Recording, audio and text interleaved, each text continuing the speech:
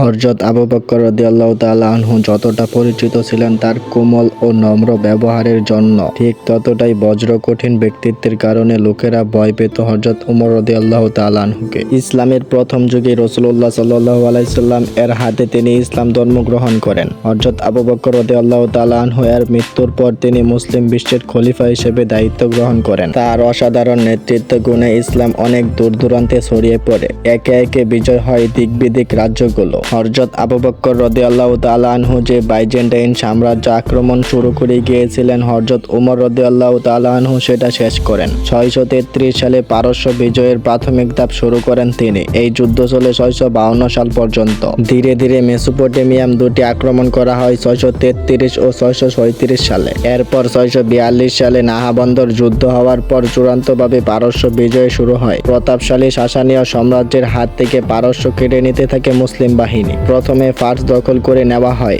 এরপর ধীরে ধীরে দক্ষিণ পূর্ব পারস্য, সাকাস্তান, আজারবাইজান, আর্মেনিয়া ও খোরাসান জয়ের মাধ্যমে পারস্য পুরোপুরি মুসলিমদের অধিকারে চলে আসে। 636 সালে বাইজেন্টাইন সম্রাট হেরাক্লিয়াস মুসলিমদের কাছে হারানো জায়গাগুলো উদ্ধার করতে আক্রমণ চালান, কিন্তু ইয়ারমুক যুদ্ধে মুসলিম বাহিনীর কাছে শোচনীয়ভাবে পরাজয় বরণ করেন তিনি। এভাবে বীরত্বের সঙ্গে রাজ্য জয় করে প্রায় অর্ধেক পৃথিবী শাসন করেন হযরত উমর রাদিয়াল্লাহু তাআলা আনহু। ভিডিওটি ভালো লাগলে ভিডিওতে একটি লাইক দিয়ে চ্যানেলটিকে সাবস্ক্রাইব করে দিবেন।